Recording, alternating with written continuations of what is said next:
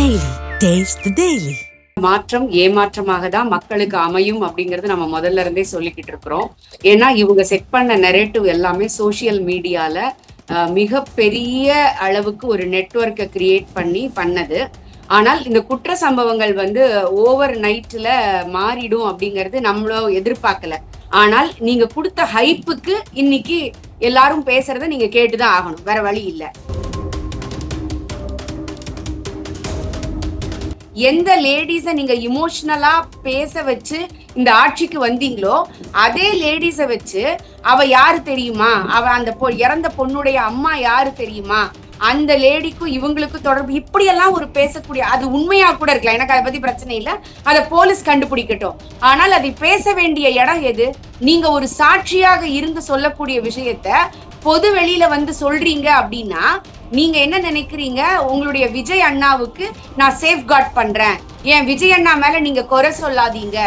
அந்த லேடி பேசும்போதே சொல்றாங்க, நீங்க முதல்வர் மேல குறை சொல்றீங்க அப்படின்னு சொல்லிட்டு. கண்டிப்பாக இதற்கு முன்னால் இருந்த எல்லா செயல்களுக்கும் ஸ்டாலின் தான் பொறுப்பு என்றால், இந்த நாட்டில் நடக்கக்கூடிய ஏதோ ஒரு மூலையில் நடக்கக்கூடிய விஷயத்திற்கு பிரதமர் தான் பொறுப்பேற்க வேண்டும் என்றால், இந்த விஷயத்திற்கு விஜய் தான் பொறுப்பேற்கணும், தமிழக முதல்வர் தான் பொறுப்பேற்கணும். இந்த குற்றம் நடந்து 4 நாளுக்கு பிறகு முதலமைச்சர் அவர்கள் வருத்தம் தெரிவிக்கிறாரு, ஆறுதல் சொல்றதுக்கு போன் பண்றாரு. அப்படிங்கும் பொழுது நீங்க எதை நோக்கி போறீங்க? நீங்க எதை மாற்றம்னு சொன்னீங்களோ அந்த மாற்றம் ஏமாற்றத்தை கொடுக்குது அப்படிங்கறத நான் சொல்றேன். தாவேகாவின் தொண்டர்கள் சொல்லக்கூடிய 2 கருத்துக்கள், நாங்க இப்பதானே ஆட்சிக்கு வந்தோம் அப்படின்னு ஒரு பதில். இன்னொன்னு, ஏன் இதனால வரைக்கும் நீங்க அவங்களால கேட்கல, இன்னைக்கு இவங்களை கேட்கறீங்க? இந்த 2 பதில நீங்க ரொம்ப ரேண்டமா பார்க்க முடியுதுல சமூக வலைதளங்கள்ல. இதுதான் நாம சொல்லிக்கிட்டு இருந்தோம். நீங்க ரீல்ஸ் மோகத்துல ஆட்சிக்கு வந்துட்டீங்க, பரவாயில்ல இருக்கட்டும், உங்களுக்கு மக்கள் ஆட்சி அமைக்கிறத கொடுத்துட்டாங்க. அப்ப கூட நீங்க பெரும்பான்மை உங்களுக்கு கொடுக்கல, நீங்க தான் இருக்கிற இடத்துல இருந்து எல்லாத்தையும் பிச்சு எடுத்துட்டு இன்னைக்கு உட்கார வச்சிருக்கிறீங்க. நீங்க எத்தனை பேருக்கு பயப்படுவீங்க? இவர்களுக்கெல்லாம் நீங்க பயப்படுவீங்க. ஆனால் உங்களை ரெப்ரசன்ட் பண்ணி அனுப்பிச்சு இருக்கிற மக்களுக்கு நீங்க பயப்பட மாட்டீங்க, அவங்க கிட்ட எதிர்கேள்வி கேட்பீங்க. யோசிச்சு பாருங்க, அப்ப உங்களுடைய எண்ணம் என்னவாக இருக்கிறது, உங்களுடைய செயல்பாடுகள் என்னவாக இருக்கிறது அப்படின்னு.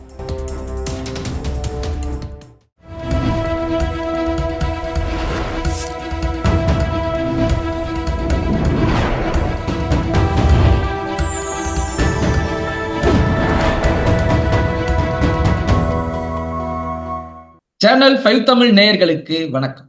இன்றைய நேர்காணலில் நம்மோடு இணைந்திருப்பவர் தமிழக பாஜகவின் மாநில பொருளாதார பிரிவு அமைப்பாளர் கல்வியாளர் காயத்ரி அவர்கள். வாருங்கள், அவரோடு பேசுவோம். வணக்கம் மேடம். வணக்கம் மேம். தமிழக வெற்றி கழகம் ஆட்சி பொறுப்பேற்ற நேரம் முதல் இப்போது வரை தொடர்ந்து குற்றச்சம்பவங்கள் அதிகரித்த வண்ணமாகவே இருக்கிறது. ஒரு பக்கம் பாலியல் வன்கொடுமை, இன்னொரு பக்கம் கொலைகள், இன்னொரு பக்கம் கொள்ளைகள், இது தொடர்ந்து நடந்துகிட்டே இருக்கு. இந்த குறுகிய காலத்திலேயே 40க்கும் மேற்பட்ட வழக்குகள், முக்கியமான வழக்குகள் இப்போது பதிவு செய்யப்பட்டிருக்கு.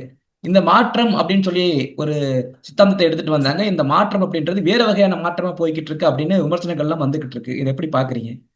அது ரொம்ப சரிதான். ஏன்னா மாற்றம் ஏமாற்றமாக தான் மக்களுக்கு அமையும் அப்படிங்கறது நம்ம முதல்ல இருந்தே சொல்லிக்கிட்டு இருக்கிறோம்.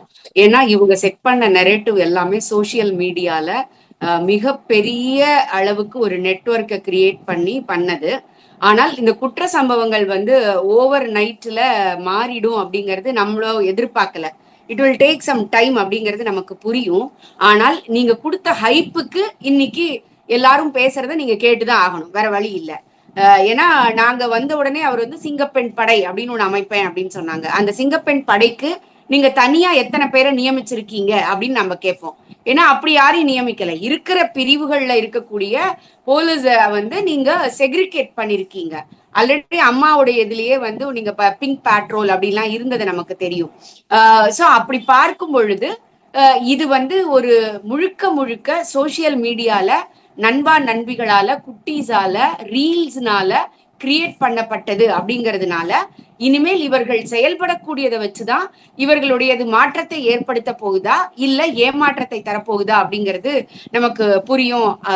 நம்ம கொஞ்சம் வெயிட் பண்ணி பார்க்கணும் அப்படின்னு நம்ம நினைச்சால் கூட, இந்த சம்பவங்களை பார்க்கும் பொழுது அதற்கு இவங்க எதிர்வினை ஆற்றுறதுன்னு இருக்குது இல்ல. இப்ப நீங்க அரசியல் பண்ணக்கூடாது, நீங்க ஆட்சிக்கு வந்துட்டீங்க, நீங்க ஆட்சியை அரசு நடத்தணும். அப்படி இல்லாம நீங்க இந்த கோயம்புத்தூர் சம்பவத்துக்கு கூட இன்னைக்கு காலையில நான் பாக்குற ஒரு ஜஸ்ட் நீங்க தள்ளும் பொழுது ஒரு ஒரு நீங்க ஒரு வீடியோவை பார்க்கலான்னு தள்ளும் பொழுது லேடிஸ வச்சு, அதாவது எந்த லேடிஸ நீங்க இமோஷனலா பேச வச்சு இந்த ஆட்சிக்கு வந்தீங்களோ அதே லேடிஸ வச்சு அவ யாரு தெரியுமா, அவ அந்த இறந்த பொண்ணுடைய அம்மா யாரு தெரியுமா, அந்த லேடிக்கும் இவங்களுக்கும் தொடர்பு, இப்படி எல்லாம் ஒரு பேசக்கூடிய, அது உண்மையா கூட இருக்கலாம், எனக்கு அதை பத்தி பிரச்சனை இல்லை, அதை போலீஸ் கண்டுபிடிக்கட்டும்.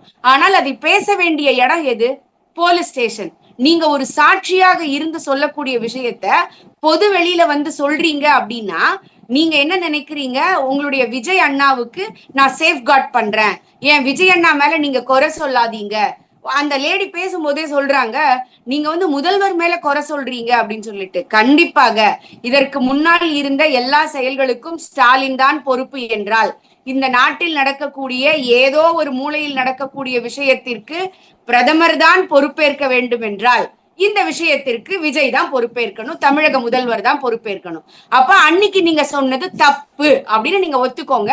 இன்னைக்கு நம்ம முதல்வரை சொல்லாம இருக்கலாம். சரி, இந்த 24 ஹவர்ஸ்ல நாங்க வந்து செக்யூர் பண்ணிருக்கோம், நாங்க அவர்கள் மேல நடவடிக்கை எடுக்கிறோம், ரொம்ப நல்லது, நாம அதை வரவேற்கிறோம். ஆனால் ஒரு சென்சிபிளா கூட ஒரு பிரஸ்ஸ ஹேண்டில் பண்ண முடியாம போலீஸ் அதிகாரிகளும் அமைச்சர்களும் இருந்ததை பொது வெளியில நாம நேற்று பார்த்தோம்.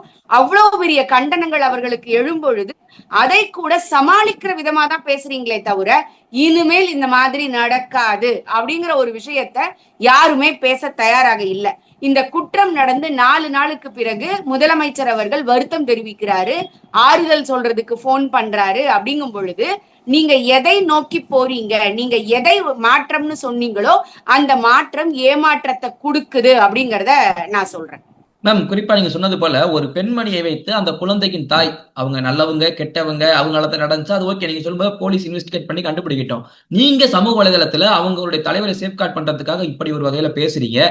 இது ஒருவேளை பொய்யாக இருந்தால் அந்த தாயின் மனம் எவ்வளவுக்கு பதவிதைக்கும். எந்த நல்ல தாயே இல்லைனாலும் பெத்த பிள்ளை நடந்துருச்சு அப்படின்னா அவர் துடிக்கத்தான் செய்யும். அதை இப்படி சமூக வலைதளங்கள்ல பேசுறாங்க, இதை யாருமே கண்டுக்கல. ரெண்டாவது, ஏன்ப்பா அவங்க ஆட்சியில் அப்படி நடக்குதுன்னு கேட்டா, தாவேகாவின் தொண்டர்கள் சொல்லக்கூடிய 2 கருத்துக்கள், நாங்க இப்பதானே ஆட்சிக்கு வந்தோம் அப்படின்னு ஒரு பதில். இன்னொன்னு, ஏன் இதனால வரைக்கும் நீங்க அவங்களால கேட்கல, இன்னைக்கு வந்து இவங்களை கேட்கறீங்க. இந்த 2 பதில நீங்க ரொம்ப ரேண்டமா பார்க்க முடியுதுல சமூக வலைதளங்கள்ல. கண்டிப்பா பார்க்க முடியுது. நாம அவர்களையும் எதிர்த்து கேள்வி கேட்டுட்டு தான் இருந்தோம். நீங்க என்னோட ட்விட்டர் ஹேண்டில் நீங்க பாத்தீங்கன்னாலே தெரியும், தாவைக்காவனுடைய நபர்கள் அவ்வளவு கீழே வந்து ஃபில்தி லாங்குவேஜஸ்ல கமெண்ட் பாஸ் பண்றத நம்ம பார்க்கதான் செய்யறோம். அப்போ உங்களுக்கும் திமுகவுக்கும் என்ன வித்தியாசம் இருக்கு அப்படிங்கறத நம்ம கேட்கிறோம். நான் முதல்ல இருந்து சொல்லிக்கிட்டு இருக்கிறேன், இவர்களுடைய கொள்கைகள்ல இருந்து இவர்களுடைய நடவடிக்கைகள்ல இருந்து எல்லாமே அந்த திராவிட கொள்கைக்கு சற்றும் குறைந்ததல்ல அப்படின்றது. அத அவர்களுடைய நபர்கள் ப்ரூவ் பண்ணிக்கிட்டே இருக்காங்க அப்படிங்கறத நாம பாக்குறோம். சரி, நீங்க இப்பதானே ஆட்சிக்கு வந்தீங்க, அது எப்படி ஒரே நாள்ல நீங்க வந்து ஒரு சம்பந்தமே இல்லாம ஒரு மருத்துவமனைக்கு போய் ஒரு சட்டமன்ற உறுப்பினராக இருந்தால் கூட நீங்க ரெக்வெஸ்ட் தான் பண்ண முடியும். உங்களுடைய பகுதிக்கு உட்பட்ட மருத்துவமனையாக இருந்தால் நீங்க விசிட் பண்ணலாம். ஆனால் ஆய்வு பண்ணி அவர்களை அதிகாரம் செய்யக்கூடியது அமைச்சருக்கு மட்டுமே இருக்கக்கூடிய உரிமை. அப்படி இருக்கும் பொழுது கட்சி நிர்வாகிகளை நீங்க பொது வழியில பார்த்திருப்பீங்க. நேத்து அறநிலையத்துறை அமைச்சர் சொல்றாரு, பக்கத்துல இருக்கிறவங்க கிட்ட நம்ம கட்சி நிர்வாகிகளை எல்லா கோயிலுக்கும் போய் கேட்க சொல்லுங்க அப்படின்னு சொல்லிட்டு. இதே மாதிரி சர்ச்சுக்கோ இல்ல மசூதிக்கோ உங்களால போய் பார்க்க சொல்ல முடியுமா? யோசிச்சு பாருங்க. ரெண்டாவது, அந்த கட்சி நிர்வாகிகள் யாரு அந்த கோயிலுக்கு போய் ஆய்வு செய்வதற்கு? ஆய்வு செய்யும் போது 2 விஷயத்தை தூக்கிட்டு வந்துட்டாங்க, 2 சிலைகளை தூக்கிட்டு வந்துட்டாங்க, இல்ல 4 நபர்களை அடிச்சுட்டாங்க, அதுக்கு நீங்க பொறுப்பேற்றுப்பீங்களா? யோசிச்சு பாருங்க. அப்போ எவ்வளவு விபரீதமாக ஒரு அமைச்சர் பொறுப்புங்கிறது கொஞ்சம் கூட பொறுப்பு இல்லாமல் இவர்கள் நடந்துகிட்டு இருக்கிறாங்க அப்படிங்கிறது. அது எங்க ஆரம்பிச்சது அப்படின்னா, துணை சபாநாயகருடைய இருக்கையில உட்காந்து ரீல்ஸ் போடுறதுக்கு அனுமதிக்கும் பொழுது ஆரம்பிச்சது அது. இதுதான் நாம சொல்லிக்கிட்டு இருந்தோம்.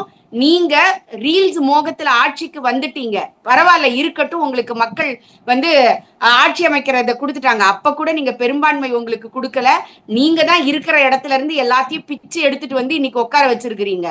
ஆனால் அப்படி இருக்கும் பொழுது கூட ஒரு முதல்வராக இருக்கக்கூடியவர் வீரமணி சொல்றதுக்கு பயந்து இவங்களை மாத்துறாரு, ஜோசியராக அவருக்கு இருக்கக்கூடிய ஒரு ஆலோசகரை மாத்துறாரு.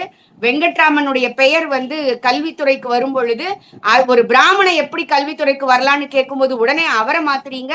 இன்னைக்கு செயலாளருக்கு கேட்கும் பொழுது இந்து சமய அறநிலைத்துறையில செயலாளரும் வந்து பிராமணரா இருக்காங்கன்னு கேள்வி கேட்ட உடனே மாத்துறீங்க. அப்போ நீங்க எத்தனை பேருக்கு பயப்படுவீங்க? இவர்களுக்கெல்லாம் நீங்க பயப்படுவீங்க. ஆனால் உங்களை ரெப்ரசன்ட் பண்ணி அனுப்பிச்சு இருக்கிற மக்களுக்கு நீங்க பயப்பட மாட்டீங்க. அவங்க கிட்ட எதிர்கேள்வி கேட்பீங்க. யோசிச்சு பாருங்க, அப்போ உங்களுடைய எண்ணம் என்னவாக இருக்கிறது, உங்களுடைய செயல்பாடுகள் என்னவாக இருக்கிறது அப்படின்னு.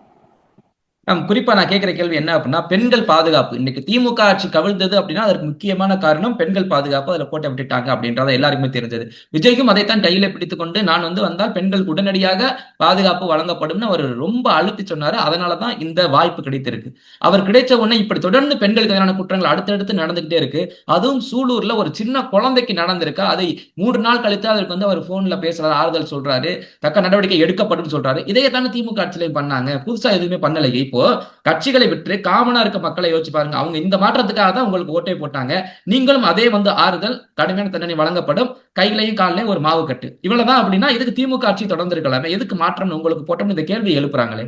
கண்டிப்பா கேள்வி எழுப்பட்டு ஓட்டு போட்டவங்க தான் அதை அனுபவிச்சே ஆகணும். அதுக்கு வேற வழியே கிடையாது. பிகாஸ் இவங்க தானே கண்ணை மூடிக்கிட்டு தன்னுடைய பகுதியில் நிற்கக்கூடிய நபர் கூட யாருன்னு பார்க்காம, அவர்களுடைய தகுதி என்னன்னு பார்க்காம நாங்க விஜய்க்காக ஓட்டு போட்டோம். ஏன்னா அவர் சொன்னார்ல, மதுரை மேற்கு விஜய், மதுரை தெற்கு விஜய், மதுரை தேனி விஜய் அப்படின்னார்ல, அந்த விஜய்ன்ற பேருக்காக நீங்க இன்னைக்கு ஓட்டு போட்டீங்க. அப்ப நம்ம அனுபவிச்சுதான் ஆகணும். எப்படி திமுகவிற்கு நீங்க ஓட்டு போட்டு அந்த திராவிட சித்தாந்தம், திராவிட மாடல், ஒன்றியம் இதெல்லாம் பேசிக்கிட்டு இந்த சட்டம் ஒழுங்கு முழுக்க சீர்குலைவதற்கு காரணமாக இருந்ததோ, அதே போல நான் தொடர்ந்து சொல்றது, இது திமுகவினுடைய நீட்சியாக தான் இருக்க போகிறது அப்படிங்கிறது தான். அதை கொஞ்சம் கொஞ்சமா இவங்க மெய்ப்பிச்சுட்டு இருக்கிறாங்க. ஓட்டு போட்ட மக்கள் அனுபவிச்சுதான் ஆகணும். தன்னுடைய பகுதியில நிற்கக்கூடிய ஒரு எம்எல்ஏ கண்டஸ்டன்டுடைய தகுதி, தராதரம், திறமை எதுவும் தெரியாம கண்ணை மூடிட்டு ஓட்டு போட்டீங்கன்னா இதை அனுபவிச்சுதான் ஆகணும். Okay ma'am. குறிப்பாக இந்த விசாரணையின் போது பத்திரிகையாளர்கள் சந்தித்த காவல் உயர் அதிகாரிகள் அதுல உட்கார்ந்து இருக்கும் போது அந்த பெண் உயரதிகாரி உட்பட எல்லாமே சிரிச்சுக்கிட்டு இருந்தாங்க அப்படின்றத மிகப்பெரிய அளவுல போட்டு காமிச்சிட்டு இருக்காங்க. அப்போ அவங்களுக்கு இந்த வழியினுடைய வேதனை தெரியாம தான், இந்த கேஸோட சீரியஸ்னஸ் தெரியாம தான் சிரிச்சுக்கிட்டு இருந்தாங்களா உட்காந்து பத்திரிகையாளர் சந்திப்புல உட்காந்து? அவர்களுக்கு இது 10ஓடு 11வதாக ஒரு சம்பவமாக இருக்கலாம். 2வது, ஒரு போலீஸுக்கு நீங்க பாத்தீங்கன்னா ரத்த வெள்ளத்துல 50 குத்தி கொலை பண்ண கொடூரனையும் பார்ப்பாங்க, ஒரு பிஞ்சு குழந்தையையும் பார்ப்பாங்க.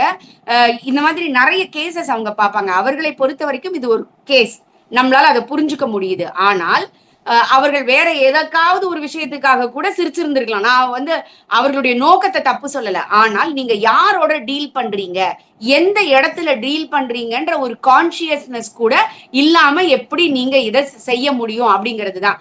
அப்போ உங்களுக்கு இது ஒரு கேஸ், ஆனால் மக்களுக்கு இது இமோஷன். அப்போ அந்த இமோஷனோட இருக்கக்கூடிய ஒரு ஆடியன்ஸாக, எதிர்த்தரப்பாக இருக்கக்கூடிய இடத்துல நீங்க டீல் பண்ணும்போது நீங்க இத கவனமாக கையாண்டிருக்கணும். அது கீர்த்தனா அமைச்சராக இருந்தாலும் சரி, இல்ல போலீஸ் அதிகாரியாக இருந்தாலும் சரி. ஏன்னா ஒரு அரசியல்வாதினா கல்யாண வீட்டுக்கும் போவான், கருமாதிக்கும் போவான், எல்லா விஷயத்துக்கும் போகணும். ஆனால் அதே போலதான் போலீஸுக்கு தெஃப்ட் கேஸுக்கும் போகணும், மர்டருக்கும் போகணும், இந்த மாதிரி ஒரு பாலியல் விஷயத்துக்கும் அவங்க இன்வெஸ்டிகேட் பண்ணணும். சோ இமோஷனா நம்மளோட ஒரு காமன் மேனா நம்மளோட சேர்ந்து அவங்க அழ முடியாது. நான் அதை உங்ககிட்ட இருந்து எதிர்பார்க்கல, அதை சரின்னு நான் சொல்லல. ஆனால் நீங்க இன்னும் கான்சியஸா, இன்னும் கொஞ்சம் நேர்த்தியோட மக்களையும் பிரஸ்ஸையும் அணுகணும் அப்படின்னு நான் நினைக்கிறேன். குறிப்பா இந்த பெண் குழந்தைகளுக்கு பாதுகாப்பு இல்ல, அதாவது ஒரு பயம் வரணும் குற்றம் செய்யறவங்களுக்கு அப்படின்றத சொல்லித்தான் இவங்க ஆட்சிக்கே வந்தாங்க. இதற்கு என்ன மாதிரியான நடவடிக்கைகள் எடுத்தா இந்த குற்றம் குறையும், பயம் வரும்? இதுக்கு என்ன மாதிரியான ஒரு சூழ்நிலையை உருவாக்கணும்? சார், முக்கியமா நம்ம நாட்டுல மரண தண்டனை தான் இருக்குது. நமக்கு அதாவது நிறைய பேர் உடனே இமோஷனலா சொல்லுவாங்க, மரண தண்டனை கொடுக்கணும்ட்டு. ஆல்ரெடி மரண தண்டனை தான் இருக்குது. ஆனால் இதுல இன்னும் என்ன பண்ணலாம் அப்படின்னு சொன்னா, குற்றம் செய்பவர்கள் சிறார்களாக இருந்தாலும், அது ஒரு மர்டர் கேஸாக இருந்தால், இல்ல இந்த மாதிரி பாலியல் கேஸாக இருந்தா கண்டிப்பாக அவங்கள ஜுவனைல் கொண்டு போகாம அவர்களுக்கும் இந்த தண்டனை கொடுக்கணும். அதாவது நீங்க திருடிட்டீங்க, அப்ப நம்ம அதை ஒரு சரி பண்ணக்கூடிய ஒரு விஷயம். ஆனால் இந்த மாதிரி ஒரு மர்டர்லயோ மத்ததுலயோ ஒருத்தங்களை நீங்க இன்வால்வ் ஆறாங்க அப்படின்னா, அப்ப யாரு குற்றம் செய்ய தூண்டுறாங்களோ அவங்களுக்கு தெரியும், இந்த பிள்ளைய நம்ம இதை செய்ய வச்சோம் அப்படின்னு சொன்னா அவர்கள் சிறார் நீதிமன்றத்துக்கு போயிட்டு அங்கிருந்து சீர்நோக்கு இல்லங்களுக்கு போயிட்டு திரும்ப வந்துருவாங்க அப்படின்னு சொல்லிட்டு. அப்போ இந்த கேஸ்ல நீங்க எப்படி வந்து அந்த அடல்ட் அப்படிங்கறதுல நீங்க இந்த குற்றங்கள் செய்யும் பொழுது, பாலியல் குற்றங்கள் செய்யும் போது 15க்கு மேல இருந்தாலே அது அடல்ட்டாக கருதப்படும் அப்படின்னு சொல்றோமோ, இப்ப அதற்கும் குறைவாக பாலியல் தொல்லைகள்லயோ இல்ல வந்து ஈவ் டீசிங்லயோ இல்ல இந்த மாதிரி மர்டர் போன்ற விஷயங்கள்லயோ கஞ்சா போன்ற விஷயங்கள்லயோ 10 வயசுக்கு மேல ஈடுபட்டாலே அவர்களுக்கு அடல்ட்டுக்கு என்ன பனிஷ்மெண்ட்டோ அதை கொடுக்கணுங்கிற அளவிற்கு மாற்றும் பொழுது இதற்கு வந்து ஒரு சரியான விஷயம் கிடைக்கும் அப்படிங்கறத நான் நம்புறோம். அப்பார்ட் ஃப்ரம் தட், இதை டிலே பண்ணாம இன்னைக்கு கோர்ட்டுக்கு போகுது அப்படின்னு சொன்னா சாட்சியங்களை அதற்குள்ள நம்ம வந்து கரெக்டாக எடுத்துட்டு போய் காமிச்சு அந்த லாகிங் வராம, ஏன்னா நீங்க ஆராசாவோட கேஸ்ல கூட அவர் நிரபராதின்னு அவர் விடுவிக்கப்படலை. நீங்க நல்லா ஞாபகம் வச்சுக்கணும். ஏன்னா அந்த ஜட்ஜி என்ன சொல்லாருன்னா, எங்களுக்கு சரியான ஆதாரங்களை கொண்டு வந்து சரியான நேரத்துல கொடுக்காததால நம்ம அவரை விடுதலை பண்ணோம் அப்படின்னு சொன்னாங்க. சோ அப்போ சரியான ஆதாரங்களை சரியான நேரத்துல கொடுத்து மேக்சிமம் ஆஃப் 1 month இல்ல 3 monthsக்குள்ள, உச்ச நீதிமன்றமே போனால் கூட 3 மாதத்துக்குள்ள இந்த கேஸை முடிச்சு அவங்களுக்கு உச்சபட்ச தண்டனையான மரண தண்டனை ஈவு இரக்கம் இல்லாமல் வாங்கி கொடுத்தால், இது மாதிரி ஒரு தொடர்ந்து ஒரு 10 கேஸுக்கு நடந்தது அப்படின்னு சொன்னா தவறு செய்யறவனுக்கு ஒரு பயம் இருக்கும். மேம், இது ஒரு பக்கம். இன்னொரு பக்கம் திருச்சியில மருத்துவக் கல்லூரி மாணவி, அதாவது நர்சிங் பொண்ணு வந்து மூக்குல சதை வளர்ந்துருக்குன்னு சொல்லி ஆபரேஷன் பண்ண போனவங்க கடைசியா உயிரே போற அளவுக்கான ஒரு சம்பவம் நடந்திருக்குது. இன்னொரு பக்கம் 17 வயதே ஆன ஒரு பையன் புதுக்கோட்டையில வெட்டி கொலை செய்யப்படுறான். இன்றைக்கு கூட மதுரையில் ஒரு கொலை சம்பவம் நடந்ததாக அண்ணாமலை அவர்கள் பிரஸ் மீட் கொடுத்துக்கிட்டு இருக்காரு. இப்படி தொடர்ந்து ஒரு பக்கம் கொலைகள், இன்னொரு பக்கம் தவறான முறையில் சிகிச்சை பெற்று, அதுவும் அரசு மருத்துவ கல்லூரி ஒரு வளாகத்திலேயே இப்படி இது மாதிரி சம்பவங்களை எப்படி மேம் திரும்ப ஒரு நல்ல நிலைமையை கொண்டு வரணும் அப்படின்னா அவங்க சொல்லக்கூடிய கருத்து என்னன்னா, மக்கள் தொகை அதிகமா இருக்கு, இதுல நம்ம கொஞ்சம் அட்ஜஸ்ட் பண்ணி தான் போகணும், இப்படியான கருத்துக்கள் எல்லாம் வருகிறது. இதை எப்படி சமாளிக்க முடியும்? இல்ல சார், ஆக்சுவலா வந்து 2 விஷயத்தை உடனடியாக அவர்கள் கையில் எடுக்கணும். 2 இல்ல 3 விஷயம் கூட நான் சொல்லுவேன். முதல்ல வந்து போலீஸ் டிபார்ட்மெண்ட் இன்னைக்கு வேகன்சிஸை நீங்க எவ்வளவு ஃபில் பண்ணிருக்கீங்க, எவ்வளவு வேகன்சி இருக்குன்னு பாருங்க. அது முழுக்க முழுக்க நிரப்பப்பட்டால்தான் ஓரளவுக்காவது ஒரு பீட்டுக்கு போற போலீஸ் வந்து வீட்டுக்கு போய் ஒரு ரெஃப்ரெஷ் ஆயிட்டு கூட இன்னைக்கு வர முடியாத சூழல் தான் இருக்கு. நான் அதுக்கு தாவேக்கு அரச குறை சொல்லல. இதற்கு முன்னாடி இருந்த அரசு நியமனங்களே பெரிய அளவுக்கு செய்யாமல் இருந்ததனுடைய நீட்சி தான் இந்த சட்டம் ஒழுங்கு குறைபாடிற்கு மிகப்பெரிய காரணம். உங்களுக்கு நல்லா தெரியுங்க, முந்திலாம் நீங்க பாத்தீங்கன்னா ஒரு நைட்டு 12 மணி 1 மணி ஆனா ஒரு விசில் சத்தம் கேட்கும். அப்போ ஒரு நாளைக்கு 1 மணிக்கு கேட்கும், ஒரு நாளைக்கு 2 மணிக்கு கேட்கும், ஒரு நாளைக்கு 3 மணிக்கு கேட்கும். அப்போ ஒரு திருடனும்னு வர்றவனுக்கு கூட எத்தனை மணிக்கு இங்க இடத்துக்கு போலீஸ் வருவாங்கன்னு தெரியாதுன்றதுல ஒரு அலர்ட் கொஞ்சம் இருக்கும். திருடுறவன் நம்மளை விட புத்திசாலி, அவன் திருட போறான்னு வச்சுக்கோங்க. ஆனால் கூட ஒரு த்ரெட்டன் இருந்துகிட்டே இருக்கும், அவனுக்கு எப்ப வருவாங்கன்னு தெரியாது அப்படின்ட்டு. சோ அப்போ இதுக்கு எப்படி இது சாத்தியப்படும் அப்படின்னு சொன்னா, இந்த போலீஸ் நியமனங்களை உடனடியாக முழுக்க முழுக்க எந்த லேப்ஸும் இல்லாம 100% நீங்க கொடுக்குறீங்க அப்படின்னு சொன்னா, ஏன்னா இன்னைக்கு பாப்புலேஷன் அதிகமாயிருக்கு, நம்ம அதை மறுக்கிறதுக்கு இல்ல. அந்த 100% கொடுக்கும்போது சட்டம் ஒழுங்கை பாதுகாக்கக்கூடிய அந்த முறையில இன்னும் கொஞ்சம் கவனம் வரும், இன்னும் கொஞ்சம் நேர்த்தியாக பிளான் பண்ணி எக்ஸிக்யூட் பண்றதுக்கு அவங்களால முடியும். ஏன்னா ஒரு போலீஸ் ஸ்டேஷன்ல 4 பேர் இருக்காங்க அப்படின்னா அவங்கதான் நைட் பீட்டுக்கும் போகணும், அவங்கதான் கேஸையும் பார்க்கணும், அவங்கதான் இன்வெஸ்டிகேட்டும் பண்ணணும், அவங்கதான் வந்து லா அண்ட் ஆர்டர்ல இருந்து சிவில் கேஸையும் பார்க்கணும், இத்தனையும் அவங்கதான் பார்க்கணும். சோ அப்ப நம்ம அவங்களோட கஷ்டம் நமக்கு புரியுது, அரசினுடைய எண்ணம் நமக்கு புரியுது. ஆனால் இது 100% நீங்க இதை ஃபுல்ஃபில் பண்ணாத வரைக்கும் அது சாத்தியம் இல்லை. ஒண்ணு. ரெண்டாவது, எஜுகேஷன் சைட்ல நீங்க எடுத்துக்கிட்டீங்க அப்படின்னு சொன்னா அங்கேயும் அவ்வளவு பெரிய அப்பாயின்மெண்ட் ஃபெயிலியர்ஸ் இருக்கு. நீங்க 800 ஸ்கூல்ஸுக்கு மேல ஹெச்எம்ஏ இல்ல, ஒரு 10,000க்கும் மேல ஆரம்ப பள்ளிகள்ல ஆசிரியர்கள் இல்ல, ஹையர் எஜுகேஷன்ல மட்டும் 11th 12th மட்டும் 14,000 வேகன்சிக்கு மேல இருக்கு. இது அனைத்தையும் நீங்க நிரப்பினால்தான் ஆரம்ப கல்வியை நீங்க நினைக்கிற மாதிரி உங்க நண்பா நண்பி குட்டீஸுக்கு கொடுக்க முடியும். நீங்க அதை சொல்லிதான் ஆட்சிக்கு வந்திருக்கீங்க, எங்களுடைய நண்பா நண்பி குட்டீஸினுடைய எதிர்காலத்திற்கு அப்படின்னு அவர் என்னைக்கு சொல்றாரு? பதவியேற்ற அன்னைக்கு. மரபுகளை எல்லாம் மீறி இதுவரைக்கும் எத்தனை ஆண்டு காலம் நம்ம பார்த்திருக்கிறோம். யூஸ்வலா நமக்கு வந்து அந்த ஆட்சி பொறுப்பேற்றவுடன் பேசுற மரபு இல்லை, ஆனால் செய்யலாம், தப்பு இல்லை. அன்னைக்கு அவர் சொல்லும்போது கூட உங்களுடைய எதிர்காலம் எனக்கு முக்கியம்னாரு. அந்த எதிர்காலம் மேல அவர்களுக்கு முக்கியம் இருந்தா அதை அவங்க செஞ்சிருப்பாங்க. மூன்றாவதாக மருத்துவம். நீங்க அந்த நர்சிங் மாணவிக்கு சொன்னீங்க, அந்த நர்சிங் பர்சனுக்கு சொன்னீங்க. அது உண்மையிலேயே வருந்தத்தக்க விஷயம். நம்ம இதுவும் இதற்கு புதுசு இல்ல. உங்களுக்கு நல்லா தெரியும், ஒரு ஃபுட்பால் பிளேயர் வந்து குளத்தூர் ஹாஸ்பிட்டல்ல அட்மிட் பண்ணி மாறி காலை வந்து ஆபரேட் பண்ணி அந்த பொண்ணு இறந்தே போனதை நம்ம பாக்குறோம். இந்த மாதிரி நிகழ்வுகள் தொடர்ந்து நடந்துகிட்டே இருக்கு. அதற்கும் என்ன காரணம் அப்படின்னு சொன்னா, இருக்கிறதுலயே ப்ராப்பரா நபர்கள் நியமிக்கப்படாதது அண்ட் அவங்களுடைய டியூட்டி டைம் எக்ஸ்டெண்ட் பண்றது, இந்த மாதிரி ஒர்க் நிறைய இருக்குது. அதே போல நான் இன்னொரு விஷயம் வந்து இந்த அரசுக்கு எடுத்துட்டு போகணும்னு நினைக்கிற விஷயம் என்ன அப்படின்னா, வெளிநாடுகள்ல மருத்துவம் படிச்சு அவங்களுடைய இன்டர்ன்ஷிப்புக்காக கடந்த 1.5 வருடத்துக்கு மேல மாணவர்கள் வெயிட் பண்ணிட்டு இருக்காங்க. நீங்க அவர்களை அரசு மருத்துவமனையிலையும் நீங்க ட்ரைனிங் போடுறதுக்கு அனுமதிச்சீங்க அப்படின்னு சொன்னா, இந்த ஆள் இல்லாதது, நம்பர் குறைய இருக்கிறது, இதெல்லாம் சரி பண்ணக்கூடிய வாய்ப்பாக இருக்கும். அவர்களுக்கும் ஒரு பப்ளிக்கு சர்வீஸ் பண்ணி ஒரு மிகப்பெரிய கான்பிடன்ஸோட எஃப்எம்ஜி எக்ஸாம்ஸை எழுதுறதுக்குரிய வாய்ப்புகள் இருக்கும். கடந்த 2 வருஷமா நான் ட்ரை பண்ணிக்கிட்டு இருக்கேன், என்ன மேம் பண்ணணும், எப்படி போய் எங்களுக்கு அப்ரோச் பண்றதுன்னே தெரியலன்னு சொல்லக்கூடிய நிறைய கேள்விகள் நமக்கு வந்துகிட்டே இருக்குது.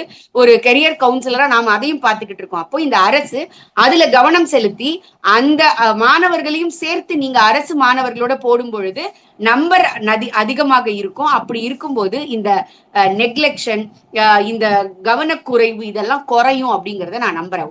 சரியாயிடுமான்னு எனக்கு சொல்ல தெரியல, ஆனால் குறைவதற்குரிய வாய்ப்புகள் அதிகமாக இருக்கு.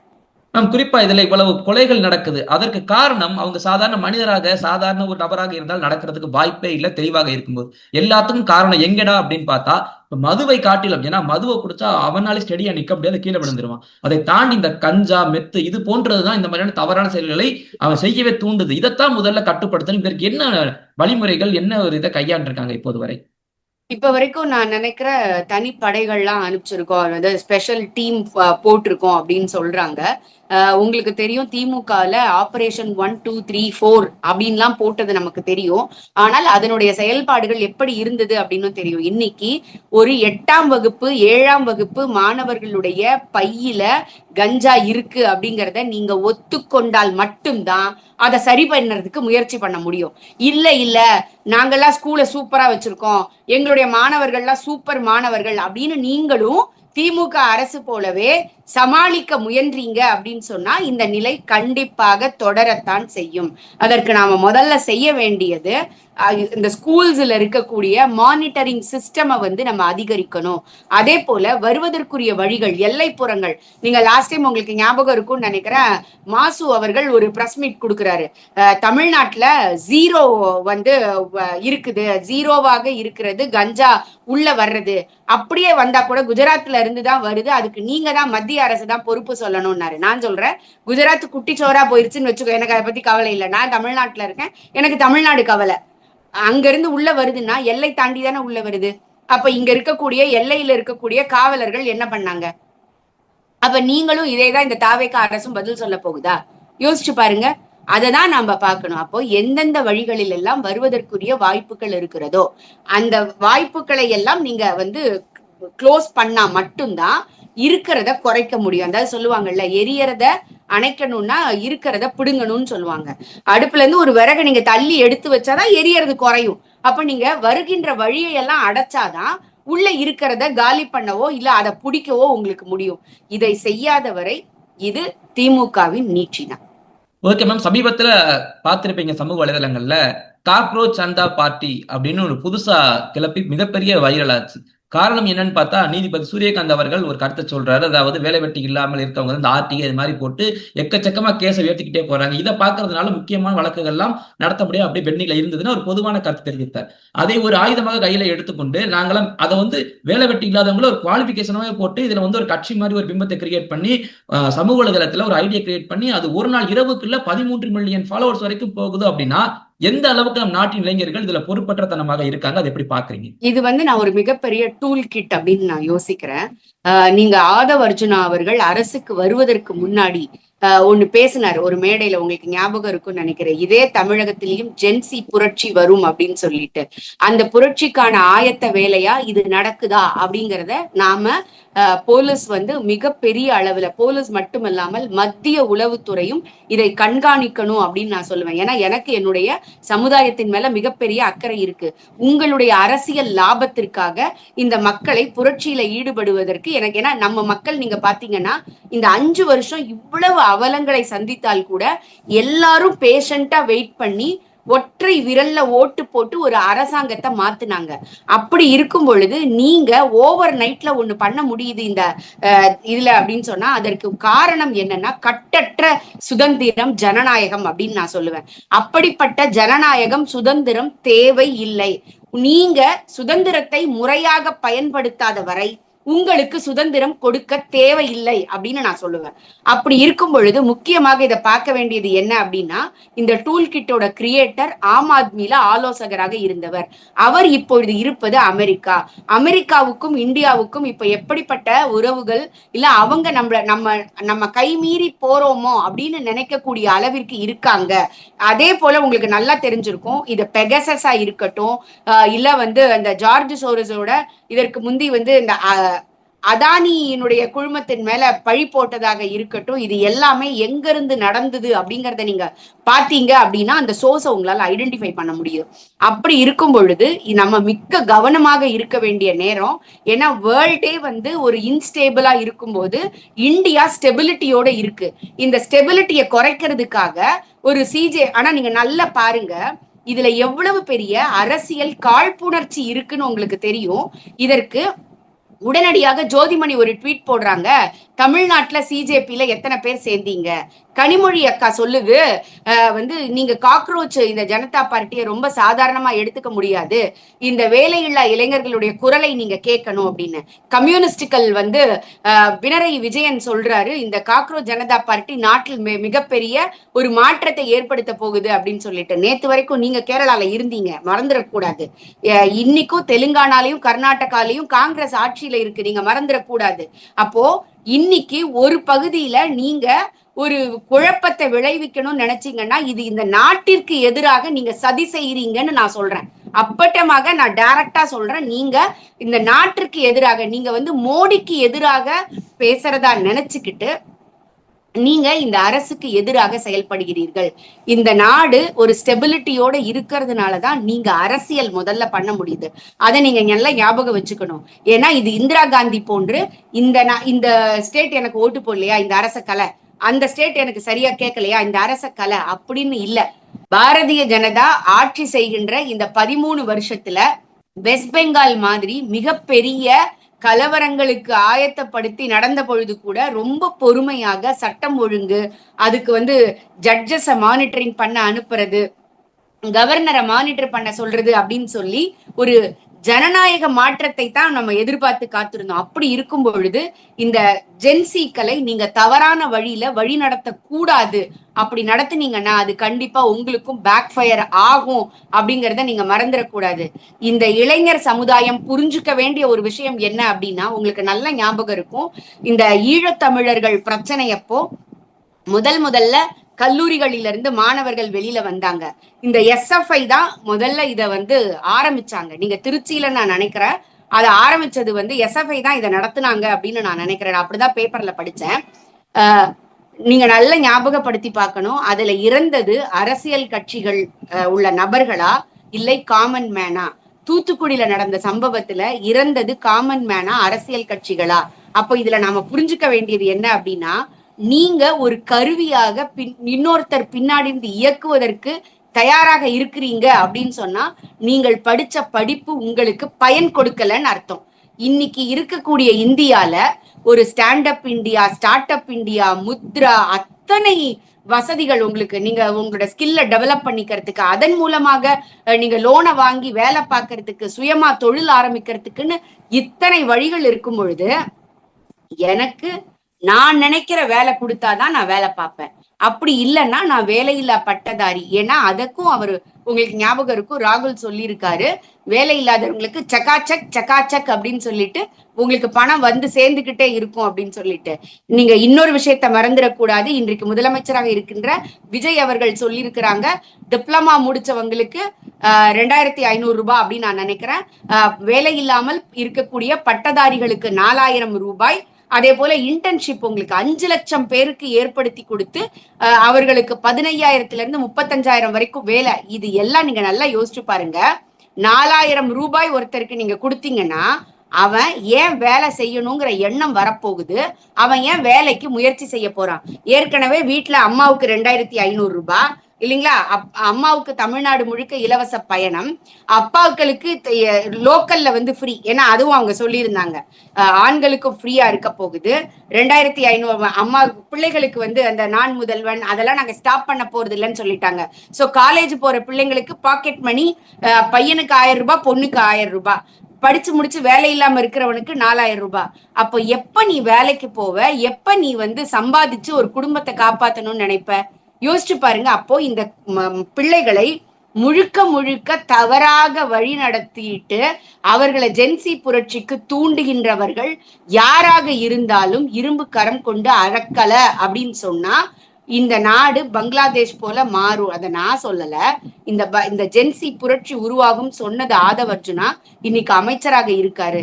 அப்போ இதை நம்ம சாதாரண விஷயமாக எடுத்துக்கொள்ள கூடாது. மிகப்பெரிய நெட்வொர்க் இதுல இருக்கு அப்படின்னா, அதாவது கட்டிட் இந்த நிபிட் இந்த பட் அப்படின்னு சொல்லுவாங்க. முளையிலேயே இதை கிள்ளி எரியாதவரை இன்னைக்கு இன்னொரு ஆபன் நக்சலா உருவாவதற்குரிய வாய்ப்புகள் இருக்கு அப்படிங்கறத நம்ம பாக்குறோம். ஓகே மேம், உங்களுடைய பல்வேறு கருத்துக்களை எங்களோட பகிர்ந்து வைக்க ரொம்ப நன்றி மேம். தொடர்ந்து பேசுவோம்.